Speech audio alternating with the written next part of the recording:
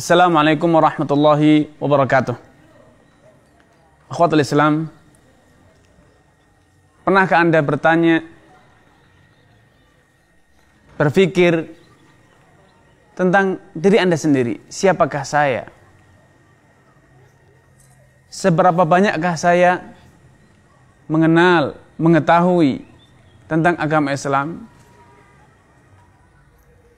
Kalau Anda merasa bahwa Anda belum banyak mengenal agama Islam, belum banyak mengetahui ilmu yang diwariskan Rasulullah SAW, maka sudah sepatutnya Anda introspeksi diri dan berkata bahwa saya bukan ulama, saya adalah seorang awam.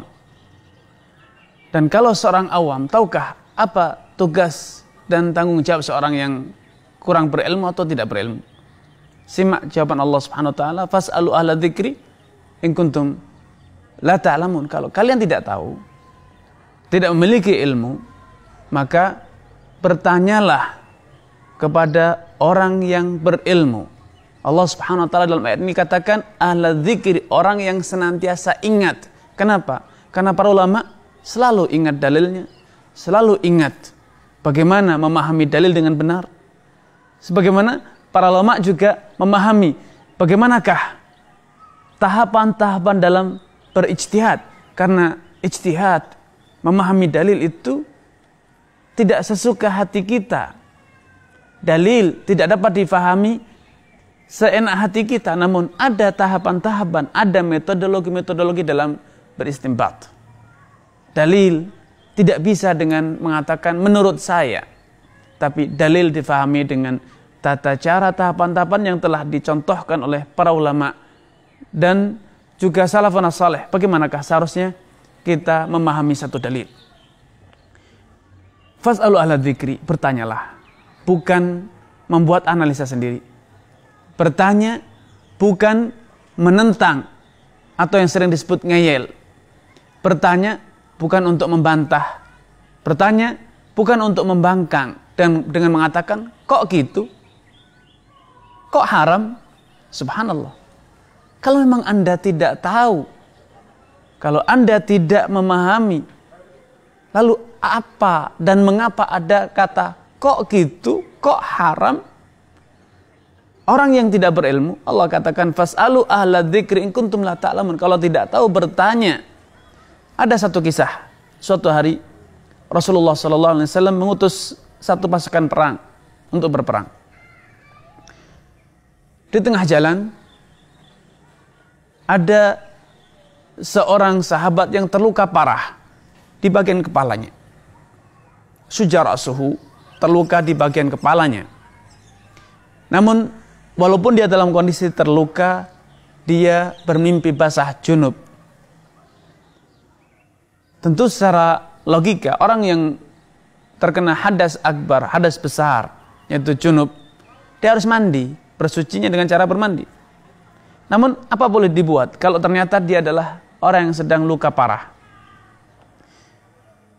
Dia bertanya kepada sebagian orang, bertanya kepada sebagian temannya, dan ternyata temannya mengatakan tidak ada keringanan, tidak ada solusi. Orang yang terluka, walaupun terluka kan harus bersuci, karena suci dari hadas, suci dari najis itu adalah syarat sahnya sholat. Maka dia pun mandi, dan karena mandi dia meninggal dunia. Ketika kisah ini disampaikan oleh kepada Rasulullah SAW, beliau bersabda, qatalahumullah.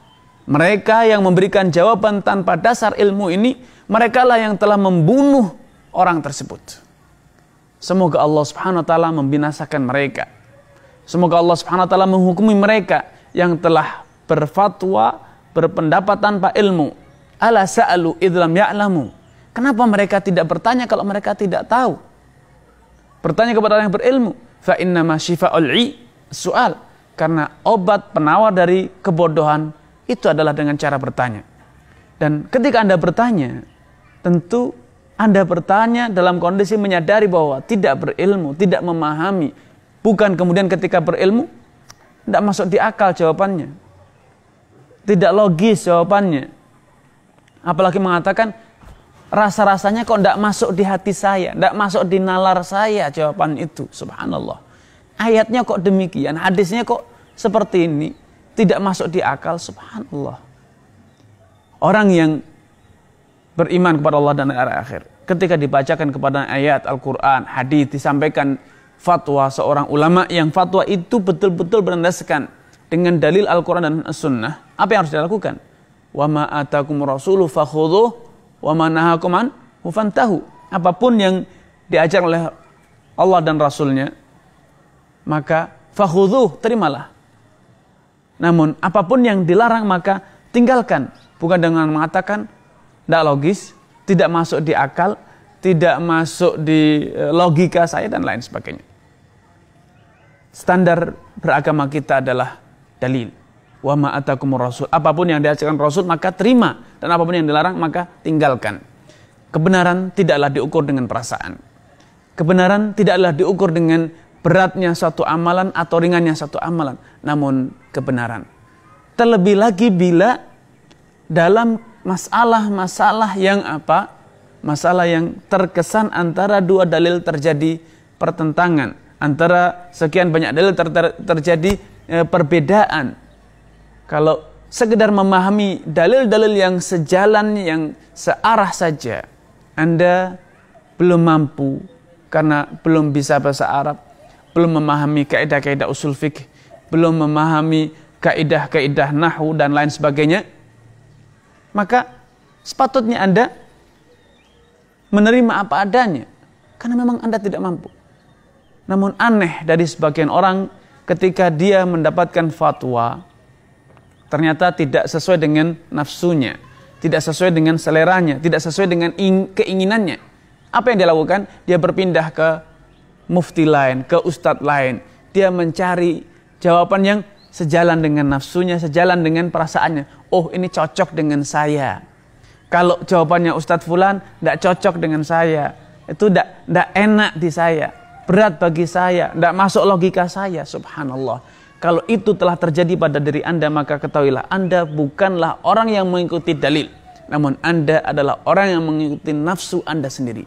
Tahukah Anda betapa bahayanya sikap yang kemudian kita menjadikan nafsu cocok tidak cocok, sesuai tidak sesuai, enak tidak enak sebagai dalil, sebagai pemberat suatu dalil. Ketika cocok Anda terima, ketika tidak cocok Anda tolak. Tahukah Anda apa dampaknya? Allah Subhanahu wa taala telah menggambarkan kondisi orang yang senantiasa menjadikan nafsunya, selera, cocok tidak cocok, nyaman tidak nyaman sebagai dalil dalam beramal. Allah katakan, iyattabi'una illa dhanna wa ma tahwal anfus. Sejatinya orang-orang musyrikin itu yang menyebabkan mereka kufur, mereka syirik adalah apa? Karena mereka mengikuti praduga, kebodohannya. Dhann wa ma tahwal anfus. Mereka menuruti hawa nafsunya. Ketika Anda mengatakan, jawaban Ustadz kok berat sekali, tidak cocok saya. Anda mengatakan tidak cocok bukan karena dalil, tapi karena apa? Tidak sesuai dengan keinginan Anda. Kalau itu terjadi, maka ketahuilah sejatinya kalaupun Anda mengikuti jawaban Ustadz yang menurut Anda cocok, mengikuti dalil menurut Anda cocok, ketahuilah sejatinya Anda tidak sedang mengikuti dalil, namun Anda sedang mengikuti hawa nafsu. Buktinya, dalam kesempatan ketika Ustadz yang sama memberikan jawaban kepada Anda ternyata tidak sejalan dengan selera Anda tinggalkan, Anda jauhi dia, Anda jauhkan fatwa dia, dan kemudian Anda mencari pembanding. Alasan Anda mengatakan pembanding, namun sebetulnya bukan pembanding. Sebetulnya adalah Anda mencari apa jawaban, perkataan, fatwa yang sejalan dengan nafsu. Sehingga sebetulnya standar yang ada dalam diri Anda adalah nafsu dan bukan dalil. Anda sedang mengejar, memburu nafsu, bukan memburu kebenaran. Ketika Anda membanding-bandingkan fatwa, bukan karena Anda memiliki kapasitas untuk mengetahui ini yang rajih dan ini marjuh. Anda tidak memiliki kaidah-kaidah, tidak menguasai kaidah-kaidah istinbat. Kemudian Anda membanding-bandingkan fatwa, takhayyurul fatawa. Maka ketahuilah sejatinya Anda itu sedang mengikuti hawa nafsu. Dan simak dampak yang paling buruk ketika Anda mengikuti hawa nafsu Anda. Bahwasanya man tatabba'a rukhasal ulama tazandaqa, barang siapa yang berusaha mencari jawaban-jawaban ulama yang ringan, yang sesuai dengan apa yang Anda mau, sesuai dengan nafsu Anda, maka ujung-ujungnya nanti, terakhirnya Anda akan menjadi orang zindik. Tahukah siapa itu zindik? Zindik adalah orang yang menyembunyikan kekufuran. Di dalam hatinya sebetulnya tidak terdapat keimanan. Yang ada adalah kultus terhadap hawa nafsu. Walaupun secara lahiriah dia berfatwa, dia minta fatwa, dia mencari dalil. Tapi kenyataannya yang terjadi itu adalah ittiba'ul hawa. Wallahu ta'ala a'lam.